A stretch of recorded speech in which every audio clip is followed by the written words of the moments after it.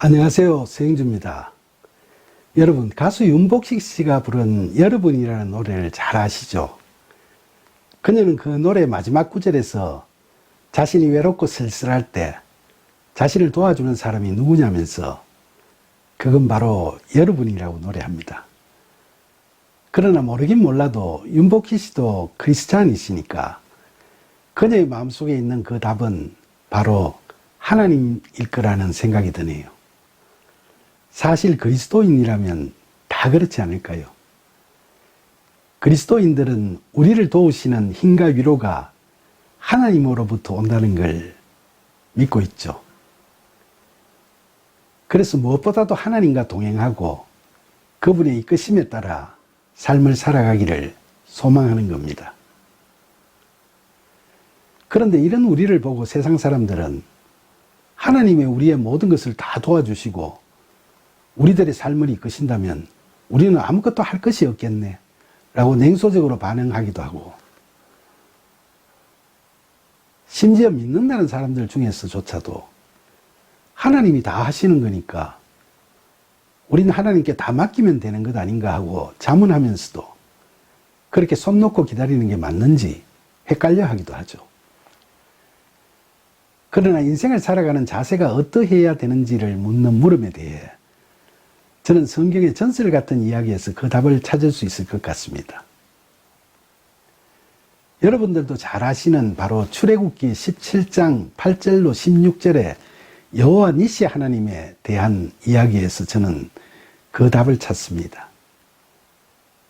모세의 지하에 이스라엘 백성들이 출애굽하여 젖과 꿀이 흐르는 약속의 땅 가나안으로 향할 때 광야에서 아말렉 족속과 싸우게 되는 이야기죠.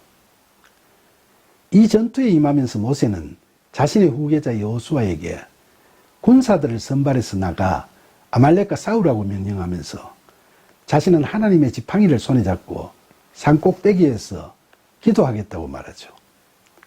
그래서 여호수아는 모세의 명에 따라 군사를 이끌고 전쟁터로 나아갔고 모세는 아론과 훌을 데리고 산 꼭대기로 올라갔습니다. 그런데 사나리 들판에서 이스라엘군과 아말렉 족속의 전투가 치열하게 벌어지고 있는데 신기하게도 모세가 하나님의 지팡이를 든 손을 들면 무조건 이스라엘이 이기고 손을 내리면 반대로 이스라엘이 아무리 열심히 싸워도 무조건 아말렉이 이기게 되는 겁니다.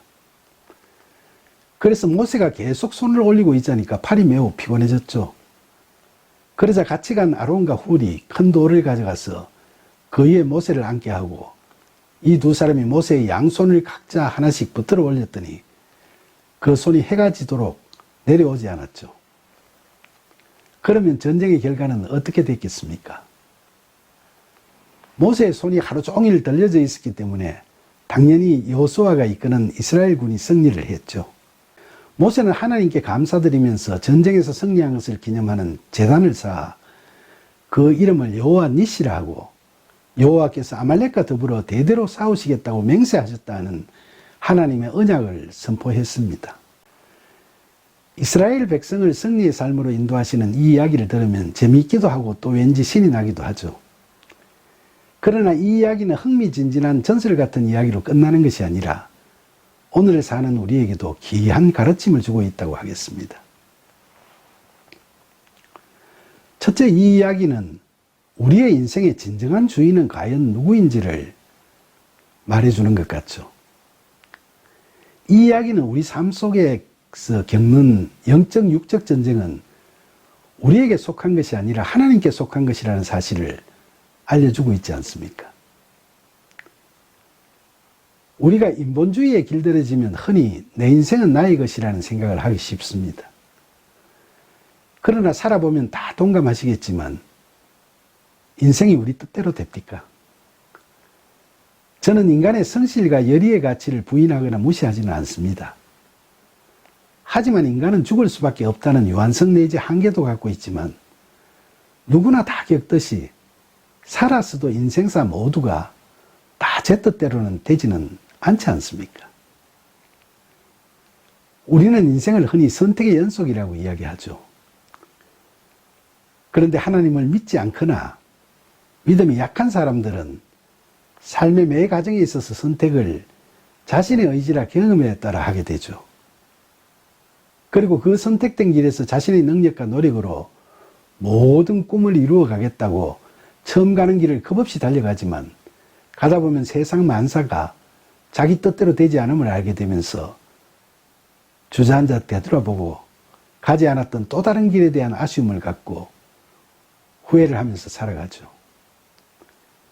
그러나 막상 가지 않았던 그 다른 길을 어떻게 해서 갈 수 있게 되더라도 그 길에서도 그들은 똑같은 전철을 다시 밟게 되고 맙니다.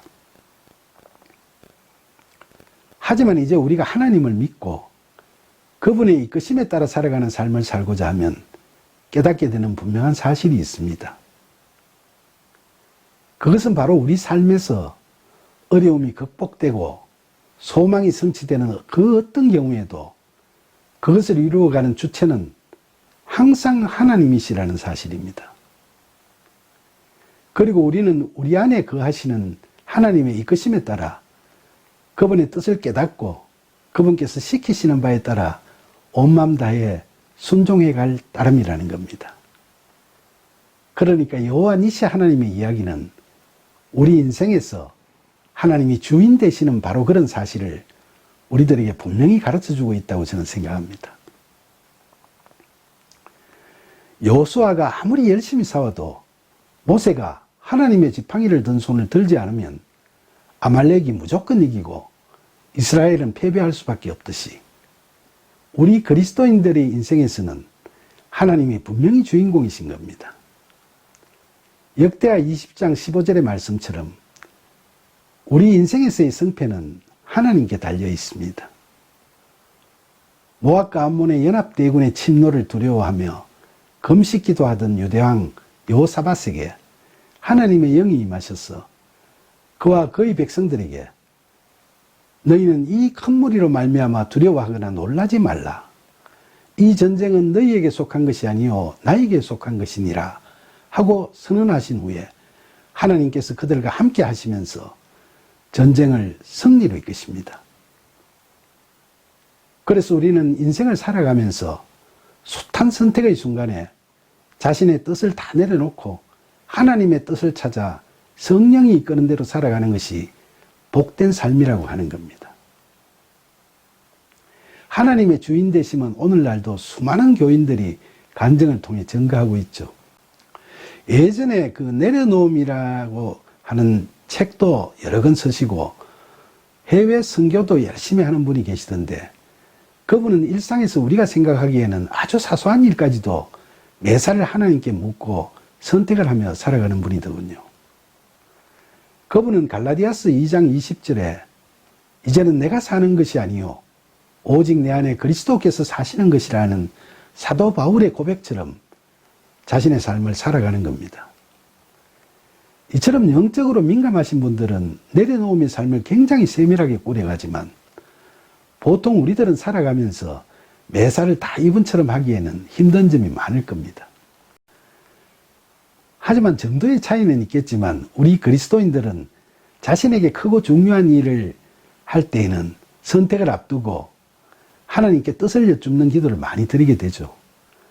이처럼 우리 인생의 주인을 하나님으로 생각하고 선택의 주도권을 하나님께 드리는 이런 신앙적 자세가 그리스도인들에게는 반드시 필요하다고 하겠습니다. 둘째로 여호와 니시 하나님의 이야기는 하나님이 주인이신 인생에서 내가 할 일은 과연 무엇인가에 대해서 이야기를 해주고 있는 것 같지 않습니까? 이 이야기는 하나님의 역사하심에 도구되는 우리의 삶은 적극적이고 긍정적으로 충실히 살아가는 삶이 되어야 함을 깨닫게 해주고 있습니다. 이 이야기에서 보면 모세가 하나님의 깃발을 든 손을 올리면 반드시 이겼지만 여기서 우리가 놓치지 말아야 할 것은 그때도 여호수아가 힘껏 싸웠기 때문에 전쟁에서 실제로 승리를 거두었다는 사실입니다. 만일 여호수아의 군대가 싸우지 않고 가만히 있었다면 승리를 할 수가 없는 겁니다. 그러니까 주인 되신 하나님과 함께하는 우리의 삶이 그저 하나님께 의지만 하고 감 떨어지도록 감나무 아래에서 입만 벌리고 있는 삶은 결코 아니라는 사실입니다. 그러니까 출애굽기 17장 13절에 여호수아가 칼날로 아말렉과 그 백성을 쳐서 무찌르니라는 말씀처럼 우리도 우리 앞에 닥치는 영적, 육적 고난과 삶의 도전 앞에서 우리를 도우시는 하나님을 믿고 하나님께서 주시는 능력에 힘입어 매사를 적극적으로 이겨나가야 하는 겁니다. 또 이 이야기에서 보면 여호와께서 모세에게 이 기적 같은 사건을 책에 기록하여 기념하게 하고 여호수아의 귀에 외어 들리게 하라고 명하십니다. 이 이야기는 하나님께서 우리의 인생의 길을 반드시 승리의 길로 인도하신다는 사실을 굳게 믿고 그 긍정적인 사고를 바탕으로 삶에 임하라는 가르침인 거죠. 따라서 우리가 하나님의 뜻이 우리를 통해 온전히 이루어지도록 적극적이고 긍정적인 삶을 살아가는 것이 하나님을 기쁘시게 하는 것임을 깨닫고 하나님의 역사하심을 위한 신실한 도구로서의 삶에 최선을 다해야 하겠습니다. 셋째로 여호와 니시 하나님의 이야기는 우리를 승리로 인도하시는 하나님의 은혜를 우리의 삶 가운데서 항상 누리려면 우리의 마음 자세가 어떠해야 하는지를 알려주고 있는 것 같습니다. 이 이야기에서 아말렉은 하나님의 백성들을 대적하는 마귀 사단, 즉 흑암의 세력을 상징하니까 오늘날도 우리는 여전히 아말렉 세력과 전쟁을 벌이고 있는 겁니다. 하나님께서는 이런 전쟁에서 늘 싸워 이기심으로써 천하에서 이스라엘 백성들이 아말렉을 기억도 못하게 만드시겠다고 약속하셨으므로 오늘날 우리 그리스도인들의 삶에 함께 하시는 하나님께서도 그 약속을 반드시 지키실 겁니다. 그 은혜로운 약속이 우리의 삶에서 지속적으로 실현되기 위해서는 우리가 어떻게 해야 할까요? 저는 무엇보다도 우리가 제잘났다고 교만해지지 말고 하나님 앞에 늘 겸손해야 한다고 생각합니다. 우리가 늘 하나님의 말씀 앞에서 깨어있지 못하면 우리는 하나님의 도우심으로 성취한 성공과 명예에 대해 우리의 잘남을 자랑하고 싶고 어스대고 싶고 과시하고 싶은 자만과 오만, 바로 그 영적 교만함에 빠질 우리가 굉장히 많습니다. 이 교만에 빠지면 허영과 우울감에 쌓여서 하나님의 말씀을 놓쳐버리고 말죠. 삶의 지혜를 가르치는 잠언 16장 18절에서는 교만은 패망의 선봉이요 거만한 마음은 넘어짐의 앞잡이니라 라고 경고하고 있습니다. 그런데 아담과 하와는 하나님처럼 되겠다는 교만한 생각으로 말미암아 그렇게 먹지 말라고 당부하신 하나님의 말씀을 잊어버리고 선악과를 따먹어 버렸지 않습니까? 그 후에 그들이 어떻게 되었는지는 여러분들 모두가 다 잘 아시지 않습니까? 겸손하라는 가르침은 기독교뿐만 아니라 공자나 불교에서도 권장하는 덕목이죠. 그러나 우리는 세상에서 출세하고 성공하고 잘되고 나서도 늘 평정심을 유지하면서 겉으로나 속으로나 교만해지지 않는 사람을 만나보기가 무척이나 힘들죠. 대부분은 출세해서 좀 잘되면 그동안 보여주던 겸손은 어디론가 사라져버리고 말이 짧아지고 거만함이 온몸에서 주체할 수 없이 뿜어져 나오기 일쑤죠. 더구나 어떤 이들은 교만을 겸손으로 가장한 위선을 보여주기도 합니다. 세상에서는 마음 다스리는 방도의 하나로 비우라는 말을 많이 합니다. 마음속에 욕심, 탐심, 자만심, 교만 따위를 다 비우라는 말이죠. 그런데 우리는 어떨 때는 그렇게 마음속에 헛된 것들을 조금씩 비워가다가도 세상 속에서 부대끼다 보면 다시금 그것들로 마음속을 꽉 채워버리고 말죠. 잘 아시다시피 예수님께서는 내려놓음을 우리들에게 가르치셨어요.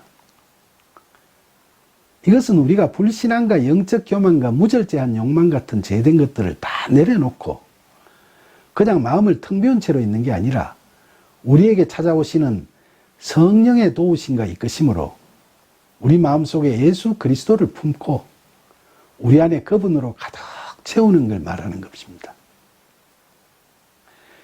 그러니까 내려놓으면 우리 안에 그리스도가 거하시고 그리스도 안에 우리가 거하는 바로 사도 바울이 말하는 헬라어로 엔 크리스투, 영어로 표현하면 인 크라이스트의 상태, 그런 경지에 이르게 되는 것을 의미하죠. 이렇게 되면 우리가 무슨 일을 하든지 간에 그 일은 우리가 하는 것이 아니고 그리스도께서 하시는 게 되는 겁니다. 다시 말하면 이런 믿음의 상황에서는 우리가 무슨 일을 할 때든 내가 만약 예수 그리스도라면 어떻게 할까라는 생각을 항상 먼저 하게 되는 겁니다. 그렇게 되면 행여나 우리 마음속에 교만함이 스며시 일어나다가도 외식하는 바리새인들의 교만을 가장 싫어하셨던 예수님을 생각하면 우리의 그 교만은 고개를 들지 못하고 적시 주저앉거나 사라지게 되지 않겠습니까? 이처럼 여호와 니시 하나님의 이야기는 우리 그리스도인들에게 참된 믿음의 삶을 살아가기 위해서는 우리 인생의 진정한 주인은 하나님이심을 믿고 하나님의 역사하심의 신실한 도구로서 적극적이고 긍정적으로 살아가면서 한 번의 승리에 치에 빠지기 쉬운 영적 교만함을 온전히 내려놓고 겸손하게 하나님과 함께하는 마음 자세를 가져야 한다는 점을 일깨워주고 있습니다. 이러한 가르침을 마음에 늘 새기면서 부디 우리의 주인 되시는 하나님의 인도하심과 보호하심의 은혜가 저와 여러분의 인생 가운데 늘 충만하기를 간절히 소망합니다. 감사합니다.